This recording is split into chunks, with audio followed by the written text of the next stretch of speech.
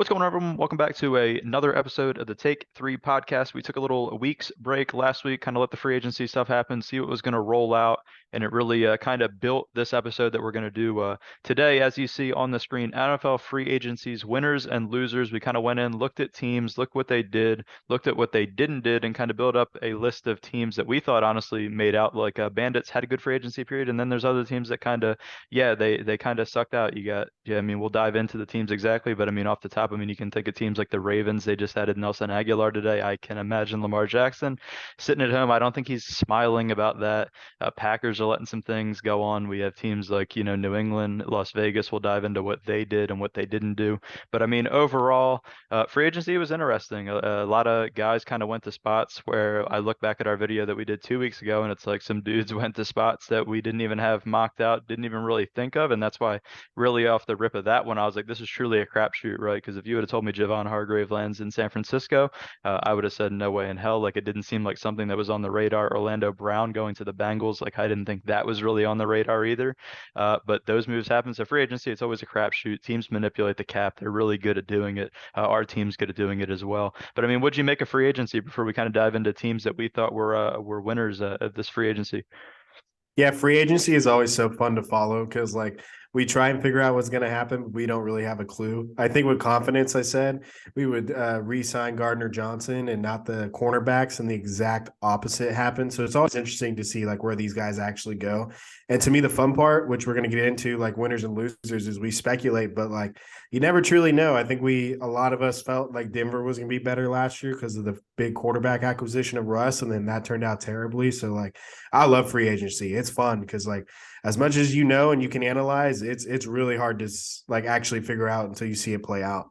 Yeah, for sure. So, I mean, let's dive into it right off. We have some logos on the screen, and I'll kind of pick one. Let me slide this guy over. I'll pick one just right off the bat that I thought was a huge winner that I liked everything that they did was the Denver Broncos. I really like Sean Payton came in right away. Everybody thought they didn't have a lot of money, right? Or they were tight on money. And what did they do? They worked the cap perfectly. They go out, get Ben Powers from Baltimore, solid guard to shore up that offensive line, and then they go out, and the big guy is Mike McGlinchey, right tackle. They get him. So right away, you see Sean Payton building his scheme, creating that team's identity. One thing that they really, really lacked last year was offensive line play and just an identity overall on offense.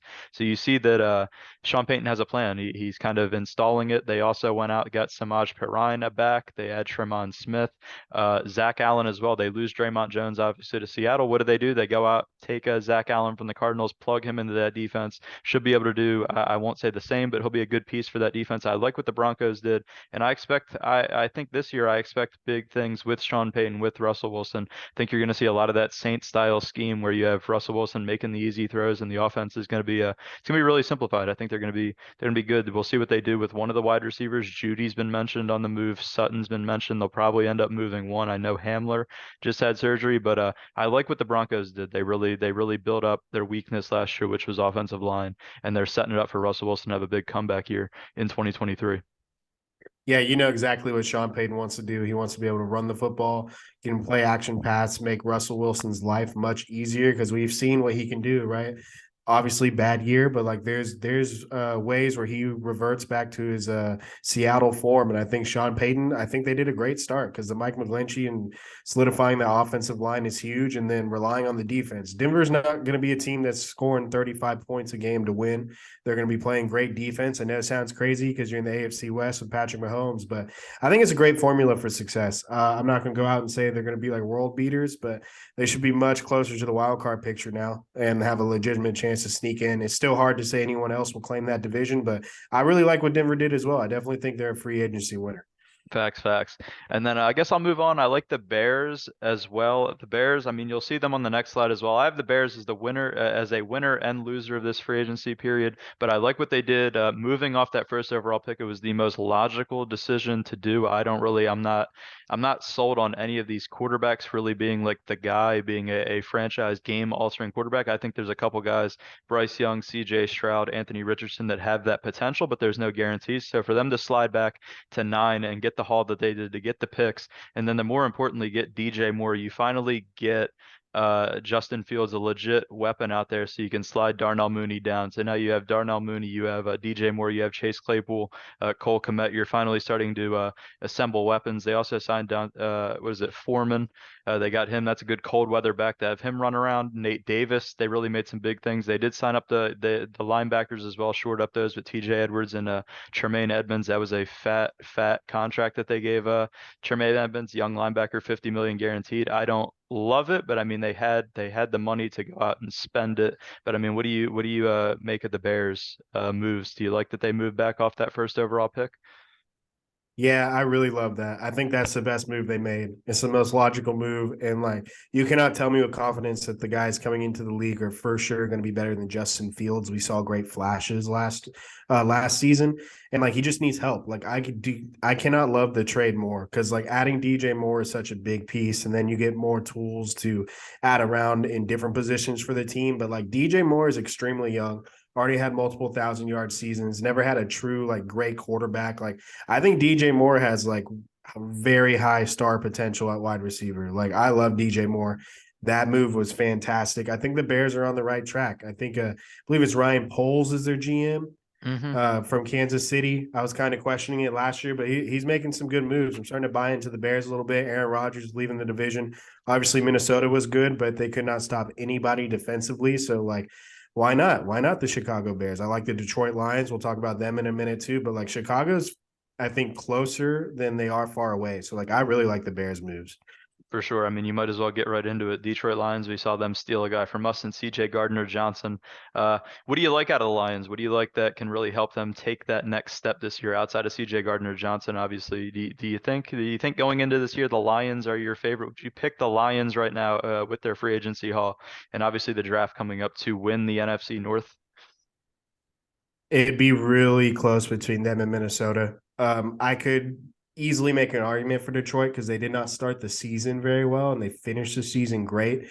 They have fantastic additions. You already mentioned CJ Gardner Johnson. I think Cameron Sutton at cornerback is a great addition as well. They re signed Anzalone at linebacker. You got David Montgomery to replace Jamal Williams. And like, they love Dan Campbell. That team has been building around him. They love playing for him. I got to imagine that they come in ready to go next year. Like, I don't expect Detroit to have a slump in the middle of the season like they have the last 2 years. I think they're going to come out strong. And for Detroit to win the NFC North, I don't think that's crazy to say at this point in time at all. Because I mean, I feel confident in saying it won't be Green Bay, and Chicago is interesting, but I like Detroit quite a bit. I think they made really good moves, especially defensively, which is where their focus should have been because their offense was pretty dang good. They signed multiple cornerbacks, safety, linebackers, and then replaced the running back. They even re-signed their D end, Kaminsky's. Like, I like what Detroit did quite a bit. Yeah, I dig it. I mean, there was one thing when we talked about 2 weeks ago when we talked about free agency as a whole and we mocked up the DBs. You can go back to it and we really said that was I think every DB that was on that list was like a need that hey, the Lions need to go out and make additions to that secondary, build that secondary up. They were in a ton of shootouts last year. They couldn't really stop anybody. And yeah, they go out get Cameron Sutton, you get CJ Gardner-Johnson, you get Emmanuel Mosley who just played in an NFC title game off of that San Francisco defense. So they got pieces that are there. They also still have that Rams pick that they'll be selecting at the top of the board with, which is nice. They can go whichever way they want with that. Gives them a lot of flexibility. So yeah, I love what the Lions did. They were a big winner, and Dan Campbell's really. I love that the Lions have given him time to build up a culture and build up a team, and you see it kind of all coming together. I expect big things from the Lions. I think I'd be disappointed if they don't at least make the playoffs. I mean, it'll be a battle for the division Yeah. with the Vikings, but if that team doesn't at least make the playoffs, I'd be truly shocked. I think they got a good foundation, and I love their head coach. I've loved Dan Campbell since like day one, since the first press conference. I was like, that's a guy that's going to build something up, I think. And it's cool to see Detroit come in with actual expectations. You pretty much nailed it. Like, I do think it's a disappointment if they do not make the playoffs next year. Like, they're coming in with expectations, and for the first time in a long time, I think they're going to rise to them. I think they're going to meet them. I think Detroit's going to be a really fun team to watch. Yeah. Um, 49ers, they're on here literally, I'd say just for one reason, honestly, because they stole Javon Hargrave off of off of our Eagles defense. Obviously, solid guy in the middle. They gave him 4 years, 84 million, 40 guaranteed, which is yeah, the guaranteed money. It really turns into it's really a 2 year deal, the way it breaks down with the guarantees. But it's a huge upgrade for the middle of that defense, and especially when you can yank it off of the team you just played in the NFC title game and pull him to yours. It was one that shocked me, honestly, when I saw it come across the screen. Like I didn't think that I'd see Javon Hargrave go to San Fran. I thought that he would be going to the Bears. He would go somewhere, I don't know, maybe Houston, somebody that has a ton of money and would throw out big bucks to him. But I mean, what do you make of San Fran getting Javon Hargrave? If they can get quarterback play, right? If they can get somebody that doesn't hurt an elbow, or they can get Trey Lance to stay on the field. They also added Sam Darnold, so I guess they're going to be running out three active quarterbacks every week this season. But Javon Hargrave, huge addition to that 49ers front now with Nick Bosa and those dudes. Yeah, you add Hargrave to Bosa and Eric Armstead. Like that is a fantastic front four. A fantastic signing for a great franchise, great roster, gets even better. And every year it's just can they figure out the quarterback position? You signed Sam Darnold. Obviously, he's not the answer, but he might end up starting and playing a few games based off the Niners' history. I wouldn't be surprised. Brock Purdy, I don't think is going to be fully healthy by the start of the season at all. I think the timeline's closer to November. So then you have a ton of question marks about Trey Lance. So it's like, as much as I love the Hargrave signing, it's like San Francisco's constantly in that murky water of like, can they figure out the quarterback position or they can't? Obviously, the Super Bowl championship is the ceiling for them because like if they get good quarterback play, they can beat anybody. But as much as I love the Hargrave signing, it's hard to go all in on San Francisco without knowing about the most important position still. Yeah, for sure. And they also lost a little bit of secondary when you lose Emmanuel Mosley. You lose Jimmy Ward as well. Those are guys that played critical parts in that secondary. Obviously, Kyle Shanahan's been pretty damn good at like pulling up random guys that come in and produce. So we'll see if they can do that again. Losing McGlinchey as well. Their O line gets hit. Samson Ekobom went to Indianapolis, so they lose little bit. Definitely the quarterback thing. I do kind of like a low key signing, taking a flyer 1 year on Cleveland Farrell, who was like the fourth pick 2 or 3 years ago, might even be four by now, who the Raiders picked. Kind of a bust, but you add him into that culture, right, where he just has to be a rotational piece. Could potentially be a boom for only 2.5 million over a year.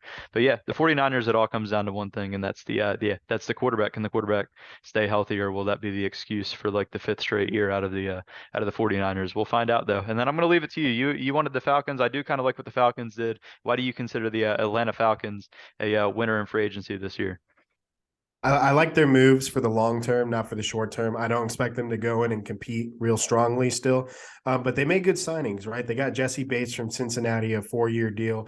David Onyemata from New Orleans, D tackle, a 3 year deal. Caleb McGarry, right tackle. Caden Ellis, outside linebacker. Mike Hughes, cornerback from Detroit. So like they're shoring up where like the most important positions, like your defensive line, your offensive line. You sign a really good safety in Jesse Bates.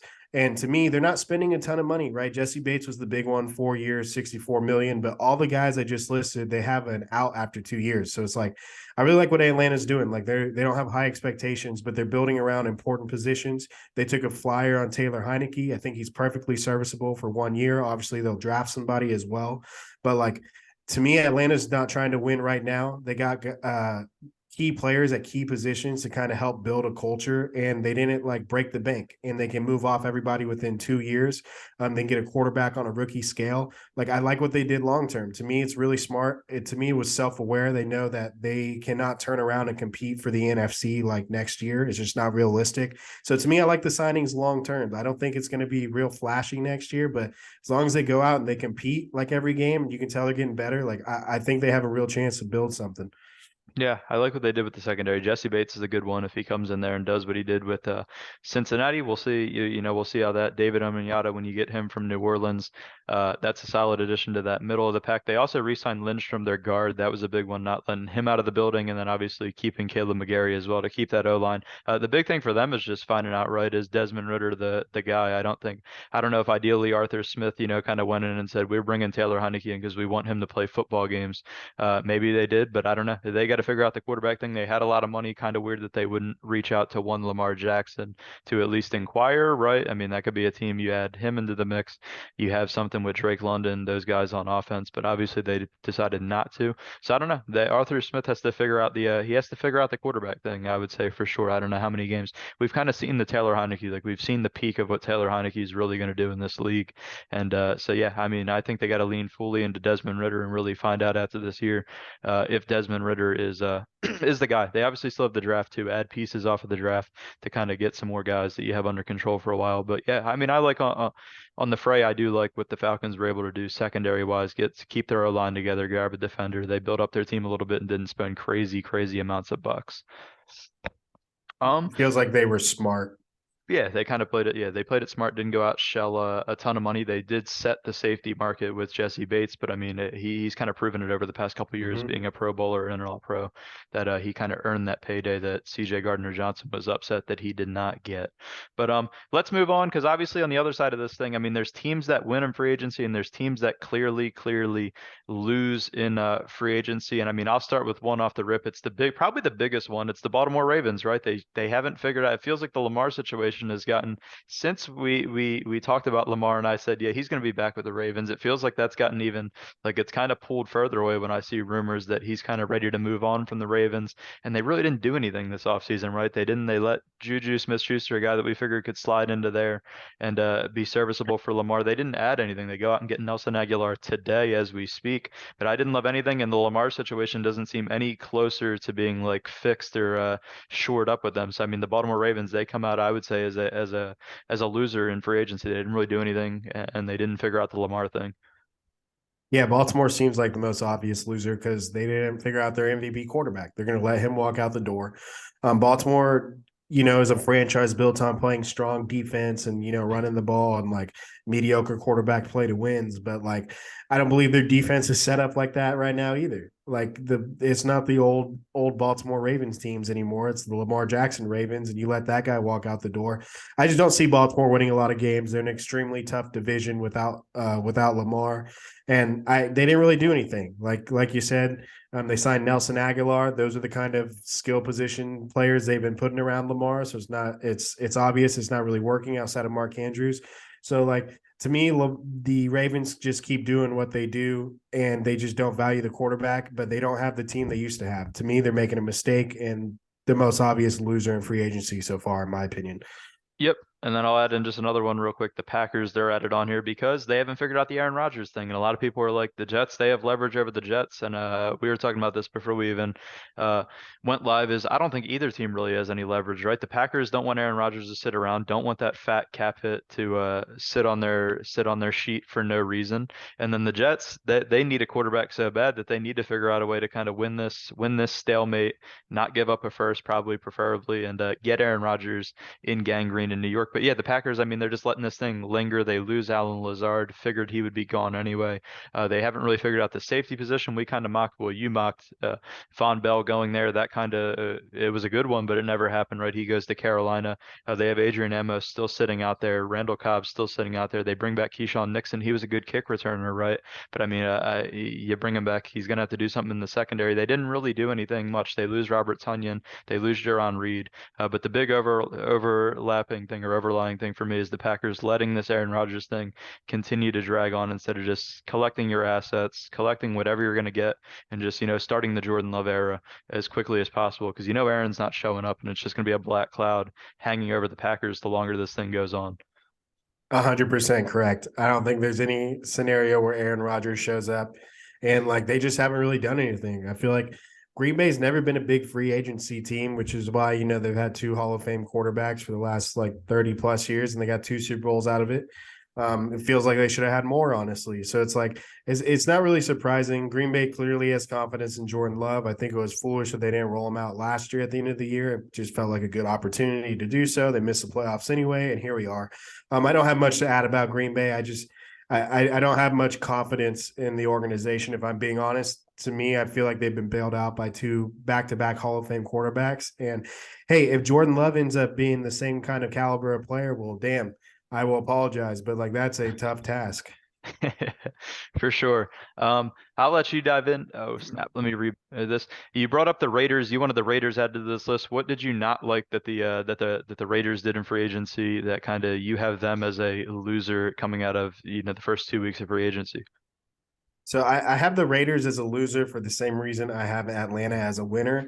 Or I guess the opposite of it. To me, Atlanta was smart and was self aware, and to me, the Raiders are just not self aware of like where they actually are. I feel like they feel they are so much closer to like truly competing for the division in the AFC than they actually are. I suppose Jimmy Garoppolo is technically an upgrade than over Derek Carr. He certainly had more playoff success and has won more football games, but I'm not 100% confident in saying he's a better player. Yeah, Jacoby Myers from New England. Obviously, he's familiar with the system. That's why they wanted to do it. I do like the Marcus Epps signing. I'm a little biased with that one, but like they spent a lot of money there and they brought in Devontae Adams last year and then they traded Darren Waller away. I wasn't super thrilled with that move either. I think that's a fantastic addition to the New York Giants. Not happy about that one. So like to me, and Josh Jacobs is coming off so many touches. He's going to be good again, but they're going to run him into the ground. So I don't think he's sustainable past like 1 to 3 more years, probably 1 to 2, honestly. And then Jimmy Garoppolo, I don't think is going to do enough to really get wins. And as much as I like their pass rush, I don't love their secondary. You add Marcus Epps, that helps. But like to me, the Raiders, they're kind of in a purgatory, right? Obviously, you don't want to tear down and rebuild fully, but at the same time, they're not as close to championship caliber as I feel like they think they are. So to me, like the Raiders are losers for like the lack of self-awareness. I understand why, and you want to sell tickets and try and win games and put butts in seats for the season, but I just don't think they're the smartest decisions long term. I don't think Josh McDaniels is going to have a super long tenure. I don't think he's leaving in the next year or so, but I just don't think they're going to find the success they think they are. And the division just got tougher by adding Sean Payton, and now Kellen Moore is the offensive coordinator for the Chargers. So, like to me, I think the Raiders are not as close as they think they are, and they just were not the smartest moves, in my opinion. Yeah, nah, I wouldn't disagree. I don't know. Jimmy Garoppolo for Derek Carr just feels like, yeah, it's like addition by subtraction. It's like it's a null move. I guess you win because the other team's locked into Derek Carr for at least 3 years at 100 million, and you're only really locked into Jimmy Garoppolo for 1 year. So I mean, it'll be fascinating to see what twist the Raiders take with the seventh pick. I kind of would have liked if they moved up, if they pulled like a Carolina Panthers move, right, and swung up and said, hey, we're gonna go get CJ Stroud, we're gonna go get Bryce Young, we're Yeah. gonna get a guy that we can build around instead of they're kind of sitting back at like 7 and they're gonna need to move up. I think because if Anthony Richardson sits there at 5, we'll do some draft stuff later coming in April. But if Anthony Richardson's there at 5, like I easily see the Seattle Seahawks snagging him up, and then you're gonna be left with like the odd man out, which is gonna be Will Levis sitting there at 7. It's like, is that a guy that you trust to build your franchise around? That's gonna be a guy that you're probably gonna force pick anyway, unless you're gonna kind of let this Jimmy Garoppolo thing ride and ride and ride for into the second year. But yeah, they're dicey. I don't think the Jimmy Garoppolo thing really does anything. I don't think. I mean, Marcus Epps is a good addition, but I don't think it really bolsters the secondary as much as people will make. Right. I mean, it's a good like depth guy. Jacoby Myers, good signing, productive with the Patriots, but I don't know how far he takes you. So yeah, I mean, I agree. I don't think the Raiders are really in any contention. And yeah, that division is absolutely loaded. You mentioned Sean Payton and the free agency they had in Denver, and then you still have Patrick Mahomes and Justin Herbert. It's like they're the clear cut like worst team, I would say, coming out of free agency coming into this year in that division, and it's not really close in my eyes. You also have Josh McDaniels' former team, the New England Patriots, on there. What didn't you like out of the Patriots? What didn't they do? Obviously, I mean the Juju thing I can just mention before I let you get into it. It was basically the same damn deal. You might as well just brought back Jacoby Myers, if I'm being honest, and bring in Juju. You signed him for damn near the same contract. When it breaks down, the guarantees are probably a little bit less, I think, for Juju. His is more incentive based. But I probably would have brought back Jacoby Myers if those were the contracts on the table. But what else did you see out of the Patriots that led you to add them to this list of losers? Yeah, I think you pretty much nailed it at the start because like I don't really value Juju that much over Jacoby Myers, right? They're very similar to me in that regard. And then they just didn't really do much after that, right? Like they have a lot of holes and they need to get explosive on offense. The one they did sign Mike Gesicki to a 1 year deal, but we've gotten excited about tight ends to New England recently in the last few years when it was Jonnu Smith and Hunter Henry. We said, oh, sweet, they're gonna run the ball down your throat and do two tight end sets, and then that didn't really work out. I think they're kind of stuck in a weird spot with Mac Jones because he's been serviceable, but he hasn't been great or anything. Like, do you move off him? And then they signed Jonathan Jones, they re-signed Jonathan Jones, re-signed Jabril Peppers, which I don't hate because they're 2-year deals. But to me, New England didn't really do anything to get that much better. Miami didn't go anywhere, Buffalo didn't go anywhere, and now the New York Jets are about to add Aaron Rodgers, most likely. And all of a sudden, New England feels like the worst team in that division. They didn't make any big moves. Do I believe Bill can go in there and win 6 to 7 games still with that defense and just being smart? Sure, but like, what do you really get with 6 to 7 wins? Not much, honestly. You kind of stay in purgatory. So, like, to me, it kind of feels like New England needs to make like big moves, and they're just not willing to do that. Like, they still believe Tom Brady's at the helm, and they can just make small moves all the time, and it doesn't seem right. I will say this, which doesn't seem super likely, but I've been talking about it for a long time. If Lamar somehow paired up with Bill Belichick, then you can flip it all around instantly, right? But that's such a far off. So, like, to me, New England's clearly the worst team in the division, and they didn't do anything to really address it. Facts. I don't even know if even if Lamar went there, it's kind of like I don't know. It's like a catch What 22 weapons? almost. It's like it's the same. It's almost the same shit as Baltimore, just a little bit northern and a little bit colder. And I mean, you have a historic coach, but yeah, I mean, you hit the nail on the head with the Patriots. They brought back a lot of their own guys. I don't think they got as aggressive on the tackle market as I thought they would be when we kind of mocked that free agency. So I keep going back to 2 weeks ago. They weren't as aggressive on the tackle side of things in free agency. And yeah, I'm not even going to get excited about Mike Gesicki because the last time we hyped up Yeah. two tight ends and 12 personnel and we go do this, they didn't even run it effectively. So it's like, I don't know. We'll see with Bill O'Brien. He seems to be better play caller than they've had than guys in the past, but I'm not about to hype that up. They go out at Riley Reef. He's kind of a cast off from Cincinnati, I believe he was with them, and then from the Bears. So it's like I don't know if that's a great addition. Yeah, they just didn't really do anything to kind of close the gap. And then obviously, I don't know if they're sold on Mac Jones. Like who knows, kind of where they are.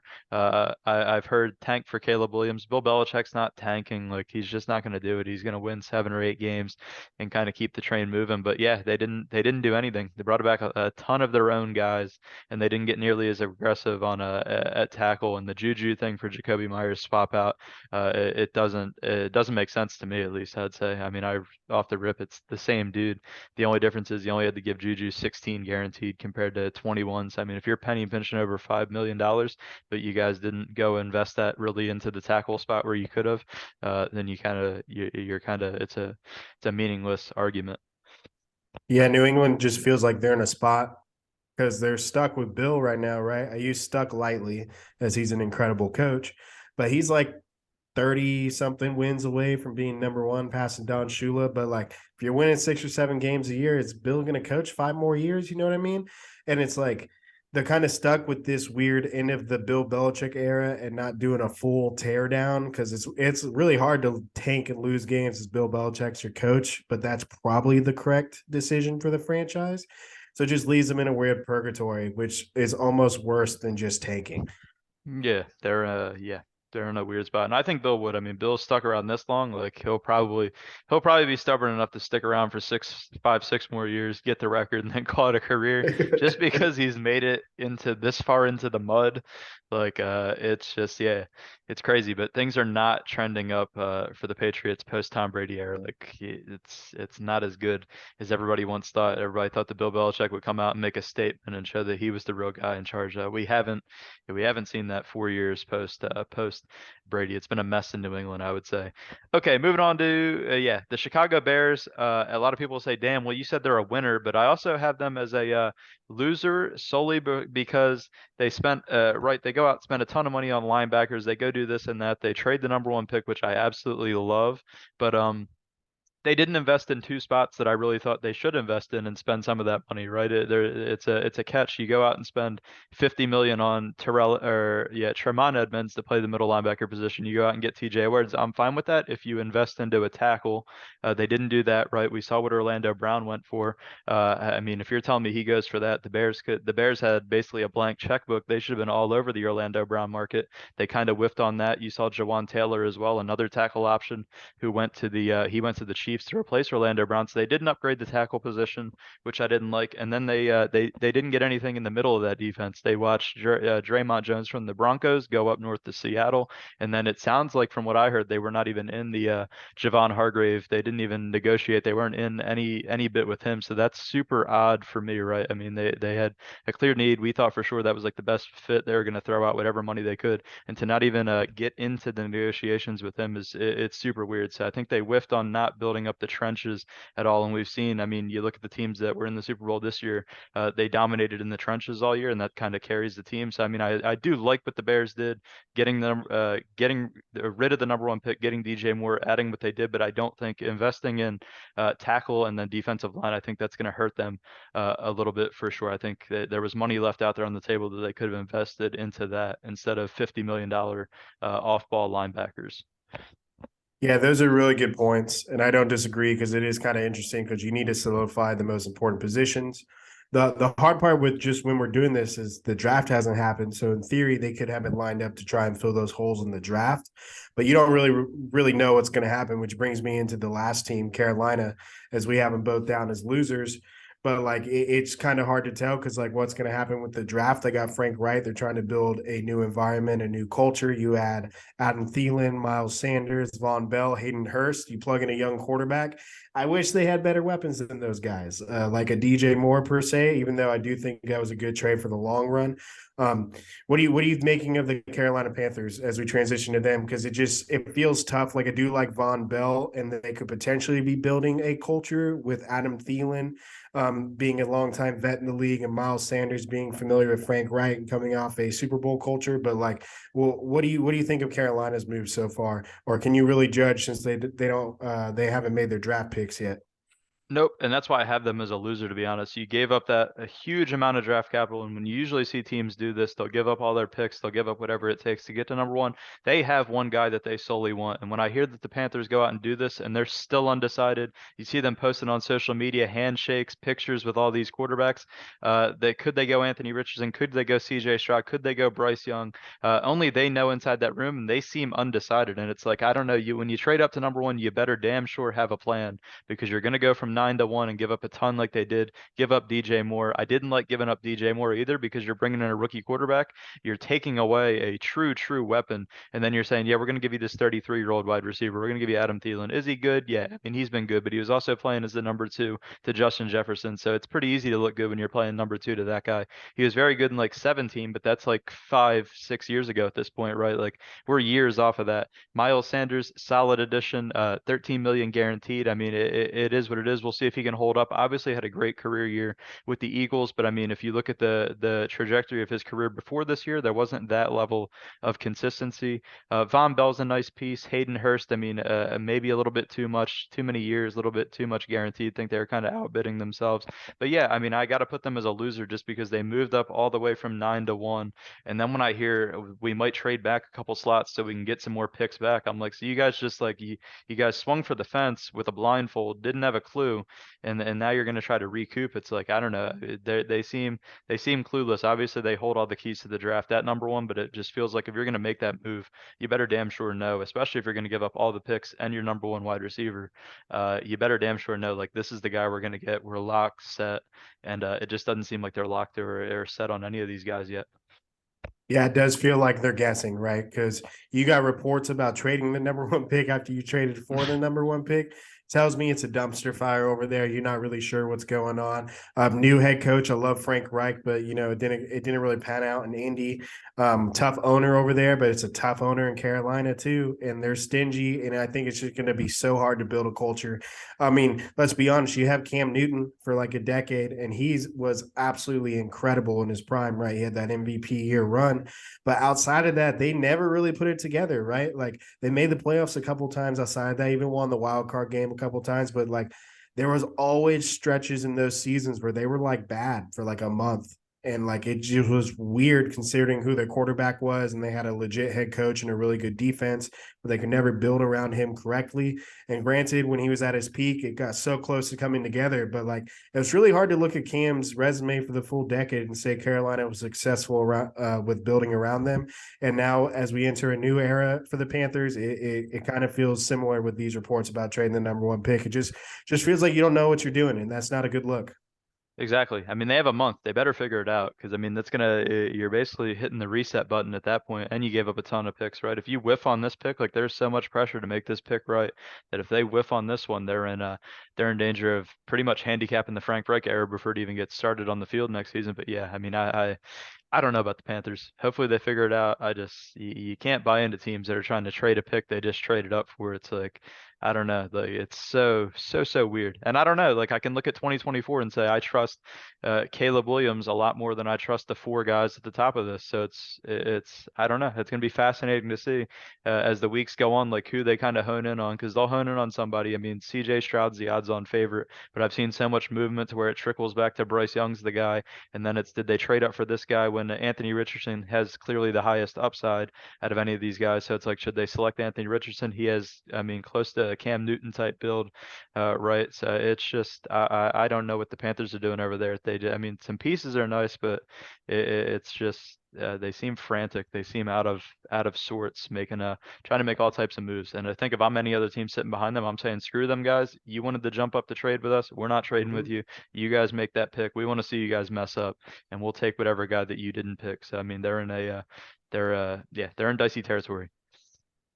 Um, Moving on, any kind of other free agency talks? You want to get into some, I don't know, some bird stuff like the Eagles. Obviously, we lost C.J. Gardner Johnson, but I think we both can agree to tell us that you're going to get both corners back. Obviously, Darius Slay at one point looked like he was on the way out the door, and then Howie, like 8 hours later, finds a way to keep him. We keep Bradbury and just add some pieces. I mean, it's hard to really put the Eagles in a winners or losers spot because going into it, you knew they were going to subtract so many pieces. Like it wasn't some type of hidden thing where these guys just disappeared. You knew that a lot of pieces off of that defense were going to be gone, and that they were going to have to get tricky and figure out a way to fill these spots with a limited amount of cap space. But I think to keep both corners, that was crucial out of Howie Roseman. They still have the D line depth as well. Even losing Hargrave, you still have Jordan Davis. They bring Fletcher Cox back. You still have Hassan Reddick, Josh Sweat. Yeah, yeah. What do you make of the Eagles free agency? Yeah, I think you nailed it. We all knew that they were going to lose players. Like you don't go on a Super Bowl run and keep players or keep the whole team. I mean, you always are going to lose a few players. But I trust Howie and I like what he did. I'm surprised at how it played out because you pretty much nailed it. I was extremely confident. I think I said it on one of the podcasts that Gardner Johnson was going to re-sign, Bradbury was going to be gone, and Darius Slay was a question mark. And then we kept Bradbury, Slay, and Gardner Johnson's gone. So it's really hard to judge, but like based off the signings and like how he's handled them in the past, like I feel confident what they're doing. The question mark is like Jalen's still not signed, and I just want to see how they use the draft capital, right? Because at one point I was confident it was going to be a cornerback because I thought Darius Slay was gone, and there's some really nice cornerbacks. But then we signed both cornerbacks. We also signed Greedy Williams. I like that move quite a bit simply because we're not going to rely on him heavily. Like we don't need him because he has a bad injury history, and he's not when he's playing he's good, but he's not always playing. But like when you're on a team like the Eagles, we don't necessarily need you for all these snaps, right? So I think Greedy could come in and be very efficient in small doses. So like I like what the Eagles did. I'm gonna go ahead and carry it into a different team, and like I'm gonna point out the Cincinnati Bengals. There's two moves I really like that Cincinnati did. I like that they re-signed Jermaine Pratt for 3 years, and then I love that they took Orlando Brown from Kansas City. Kansas City went and got Jawan Taylor, and they're going to move him to replace Orlando Brown. I like that move as well. We got some tackles moving around, but if you're Cincinnati, I think that was a really smart move. You sign Orlando Brown directly away from the Chiefs, which is the number one obstacle in your way, and you solidify the offensive line, which seems to be something that Cincinnati cannot have healthy for a full season. So, like, I like what the Bengals did there. Yeah, I do love that, and honestly, I think you can go as far as saying, with Jawan Taylor going to the Chiefs, they might have the Chiefs could arguably be a loser because I don't know if Jawan Taylor is really an upgrade, though he gets to now block for Patrick Mahomes, and I mean Patrick, we'll get to find out, hey, is Orlando Brown really that good, right? Because it seems like blocking for Patrick Mahomes is quite an easier job, right? He has that mobility, he's smart, he gets rid of the ball, but I do love that move out of the Bengals. finding a way to get the deal done. A lot less than I thought Orlando Brown was going to get signed for as well. But then it's also smart for Orlando Brown because he gets to re-enter the market if he wants to. At 29 years old, 30 at the latest, if he plays out the entire deal with the Bengals. I do love what the Bengals did for sure. That's a solid pickup for a position that's often banged up. I feel like the entire Joe Burrow era has been, is the O-line good? How many times is he going to get hit this year? How many times is he going to get sacked this year? And to truly get a bodyguard to cover that blind side, as long as he stays on that field, they're in good shape in Cincinnati for sure. One more Eagles point, since it leaked out this week. What do you think about Zeke coming to Philly? Would you welcome Zeke into Eagles green? I want to hear your take. I kind of have my own spin that I'll give my thoughts on it as well. But what would you welcome Ezekiel Elliott in an Eagles jersey this season? You know, this is so weird to me that the Eagles were on the list. I'm sure he feels the type of way. Would love to play Dallas twice a year. I actually would welcome him as an Eagle, which is I didn't think like I was pretty much on the board on the bandwagon saying Zeke should have never gotten a big contract, even though he had incredible years. It just didn't feel smart to me.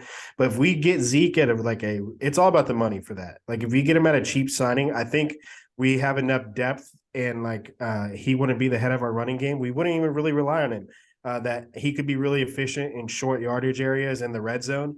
I think Zeke is still great at basically pounding into the end zone when he needs to. But I would like Zeke on a very good number and on limited snaps, which is probably not something he would agree to. But I think Zeke could be a pretty good addition in like a limited role. Yeah, I'm the same. I said it when it kind of leaked out. It is should be made a point that that list of teams, none of them have actually negotiated with Zeke. That's kind of his own wish list. Zach Taylor said that as well, of the Bengals. It's kind of his wish list of where he would want to go. Obviously, the Eagles will be on there to get back at Jerry Jones, jump in the Salvation Army bin again in Eagles green. But yeah, I would welcome him if it's a super low guaranteed. If you give me 2 million guaranteed, and hey, if you do this, it'll bump up to 5 or 6 million in incentives. Like I'm fine with that because the guarantee is so low, and because with the Eagles backfield, I don't know if Kenny Gainwell's a true three down back. I sure as hell we've seen Rashad Penny's injury history. When he's on the field, he's pretty damn explosive and healthy, but he has a injury list that is so long that I don't know if I can count him to be there for an entire season. Then obviously we brought Boston Scott back. He's a good change of pace, passing game guy. I don't know how many carries I really want Boston Scott doing as a smaller back getting beat up. So I think if you get Zeke as a cheap guy, right, he's perfect for the goal line in this scheme, pound the rock in the goal line. He can definitely, sub in, be part of that rotation, which I think is Sirianni's plan as well. And then it's another point that Jalen Hurts carried the ball 165 times this year. I want to see that cut back another like 45 times, just because there's no reason to risk that, right? I'd rather more of his carries be the rugby scrum QB sneak rather than him getting out and risking himself and getting hit similar to the shoulder hit that happened in Chicago, right? If we can cut back Jalen's carries, add another guy into the backfield, I wouldn't mind Zeke coming to Philly as long as the number is super low and more incentives, which I think after getting cut by Dallas, he's probably going to come to that realization as well to say, I should take this year, kind of build my stock back up, take a smart deal, get with a good team. And I think he would have a decent role inside this offense just because his experience. And I think he could be a perfect goal line fit for us. I would not mind Zeke coming out. I think he'd be motivated. I think he kind of be hungry to come into Philadelphia, knowing he can get back at Dallas and kind of be part of this culture with Jalen and a lot of these guys on this team. You pretty much nailed it with limiting the snaps for Jalen Hurts as well. But that's like a double edged thing for him and like Hurts and Zeke because Zeke would take some of Jalen's snaps, and with Jalen and with the running game not revolving around Zeke and it revolving around a quarterback and multiple running backs, it would benefit both parties quite a bit. And to be honest, I forgot about Rashad Penny. I absolutely love that signing so much. Obviously, the big caveat is his health. His injury history is so bad, but Rashad Penny, a healthy Rashad Penny with that Eagles offensive line could be a number one, three down, legitimate, real issue. The problem is he probably doesn't have the longevity to make that last, but I love that signing on paper. Exactly. Super explosive, low risk contract. So it's like if it pans out, it pans out. If he gets hurt, it kind of is what it is. We kind of saw it coming. So yeah, I mean, the Eagles cleaned up any kind of other teams. I do like what the Giants did, getting Darren Waller. Like that's solid. You get another piece, definitely an upgrade over Daniel Bellinger out there. They picked up some wide receivers as well. So I mean, I kind of like what they did. Daniel Jones, everybody's going to go crazy about the number that he got. I mean, it's a very front loaded thing from what I've read. So it's like it's not actually like people just see these total numbers and then they don't actually go into the breakdowns and see, okay, well, this is where the out is. The out's after 2 years. So they're not attached to Daniel Jones for 4 years. It's really when the guarantees run out, which is is it's super heavily front loaded that they could just hop off him, and then they bring back Saquon. So I mean, I think they adding Waller, getting Saquon back on the tag, they'll probably have to work out a deal with him. I like that they added some weapons, the Giants, and it'll be interesting to see where they go in year two of Brian Dable. Yeah, I'm with you on that. I was pretty disappointed to see Darren Waller go to New York because it's in the NFC East. But I think I cannot emphasize enough. I think that's a fantastic addition. I think that's exactly what they need in the receiving core. They still need to figure out some wide receiver help if you're the Giants. But hey, you're invested in Daniel Jones, right? You feel like you can run it back. You feel like you can get maybe further than you did last year. Seems kind of crazy to me when you look at Daniel Jones' full career, and I understand different coaching and all these things, but even like peak Daniel Jones last year wasn't great to me. Like he was good, but not great. So interesting decisions if you're the Giants. I do think those are the correct moves. Like the guy won you a playoff game, got you into the playoffs. Like I do think it's correct. It to me, it doesn't put him over the top or anything. Nope. Yeah, and I mean, I'm looking at the Daniel Jones deal right now. It's really a 2-year, $82 million deal, which they can get out of after, yeah. So this year and next year they could be off of it and then on to better things. I think it made sense for the short term, right? I mean, it's a guy you can just roll with, see if we hit lightning in a bottle, and then if you do, you kind of have him at a cheap figure going forward, considering the QB contracts that will eventually be worked out this offseason. But yeah, I mean, it'll be interesting to see where they go in the draft as well. If they go add another wide receiver, they added Paris Campbell. They clearly need to add kind of another guy, especially with Wandale Robinson coming off of injury. They brought back Darius Slayton. I would expect them to target some type of wide receiver in the draft to kind of bolster that room for sure. Obviously, with an Odell Beckham reunion kind of off the table. But yeah, any other free agency, thoughts, ideas before we kind of wrap this thing up and yeah, get out here and move on to the next topic next week?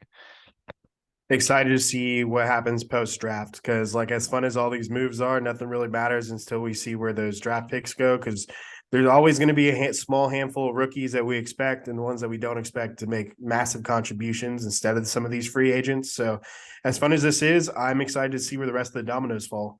Exactly. That's also facts because you look at these are everything's on paper, right? You see, I mean, we watched what the Broncos did last offseason. They added Russell Wilson, said bingo, they're going to be like this force. They're going to jump up. We both said playoffs, 10 wins, 11 wins, 12 wins, and we saw how it panned out. So it's like a lot of these guys can come to these teams and just absolutely suck.